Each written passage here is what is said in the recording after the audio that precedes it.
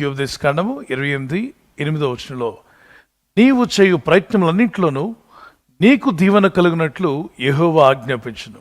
మనం అనేక ప్రయత్నాలు చేస్తూ ఉంటాం. ఆ ప్రయత్నాల్లో మనం ఫలించాలని ఆశపడతాం.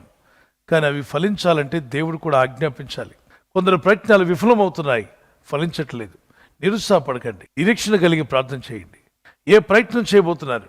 మీ వ్యక్తిగత అవసరతలు, మీ కుటుంబ అవసరతలు, మీ పిల్లల జీవితంలో ఉన్న అవసరతలు, వివాహ విషయం అయి ఉండొచ్చు, దేశ విదేశాలు వెళ్ళే విషయం కానీ, మీరు ప్రారంభించబోతున్న ఉద్యోగ ప్రయత్నాలు కావచ్చు, వ్యాపార ప్రయత్నాలు కావచ్చు, ఏదో శంకుస్థాపన చేయాలనో, ఒక స్థలాన్ని కొనాలనో అమ్మాలనో, ఎన్నెన్నో రకాలైన ప్రయత్నాలు ప్రతిదినం ప్రతి మనిషి చేస్తూ ఉంటాడు.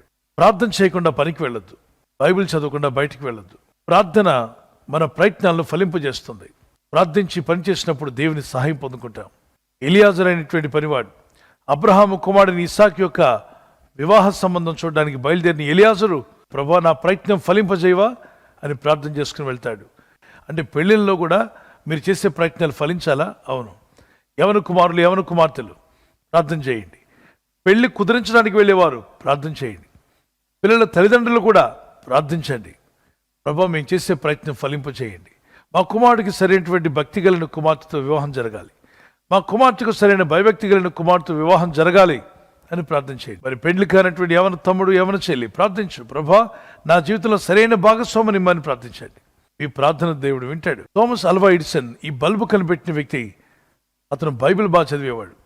బైబిల్ నా బ్రతుకును వెలిగించింది, నేను బల్బును వెలిగించానని చెప్పిన వ్యక్తి. అతను చేసే ప్రతి ప్రయత్నానికి ముందు ప్రార్థించేవాడు.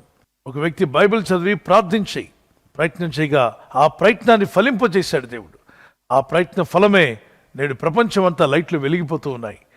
థామస్ అల్వా ఎడిసన్ ప్రతిరోజు బైబిల్ చదివేవాడు. మీరు అలాగే రైట్ బ్రదర్స్ మీరు చూస్తే వారి తండ్రి గారు కూడా ప్రార్థించేవాడు. ప్రార్థన కుటుంబం నుండి వచ్చిన రైట్ బ్రదర్స్ చక్కగా ఫ్లైట్ కనిపెట్టారు.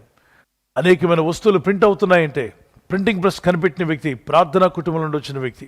ప్రార్థించి ప్రయత్నించగా ఫలించిన వ్యక్తి జాన్ గుటెన్బర్గ్. అందులో మొట్టమొదటిగా ప్రింట్ చేసిన పుస్తకం పరిశుద్ధ గ్రంథమైన బైబిల్. నేడు ప్రపంచంలో అనేకమైన ఆధునికమైన వస్తువులు వాడుతున్నాం. వీటన్నిటి వెనక ఏముందో తెలుసా? ప్రార్థన ప్రయత్నం యొక్క ఫలం. ప్రార్థించి ప్రయత్నించగా ప్రభు తన జ్ఞానాన్ని, కృపను అనుగ్రహించగా అనేక వస్తువులు కనిపెట్టబడ్డాయి. విసిగిపోకుండా 2 పనులు చేసిన వారి జీవితాలు సక్సెస్ అవుతాయి. విసిగిపోకుండా నిత్యము ప్రార్థించి, విసిగిపోకుండా నిత్యము ప్రయత్నించే వ్యక్తి ఫలిస్తాడు. Shall we close our eyes and pray. పరిశుద్ధమైన మా ప్రియ తండ్రి, సర్వోన్నతుడా, సర్వశక్తిమంతుడా, నీ ప్రజలమైన మేము చేసే ప్రయత్నాలు ఫలించలాగున మీరు ఆజ్ఞాపిస్తే మా ప్రయత్నాలు ఫలిస్తాయని మేము విన్నాం. అవును తండ్రి, మా ప్రయత్నాలు ఫలించలాగున మీరు ఆజ్ఞాపించండి. మేము ప్రతి పని కూడా ప్రార్థనతో ప్రారంభించడానికి సహాయం దయచేయండి. ప్రార్థించి ముందుకు వెళ్ళిన ఎలియాజరు జీవితంలో అద్భుతాలు చేశారు. అబ్రహాం ప్రార్థించి ముందుకు వెళ్ళగా అద్భుతాలు జరిగాయి.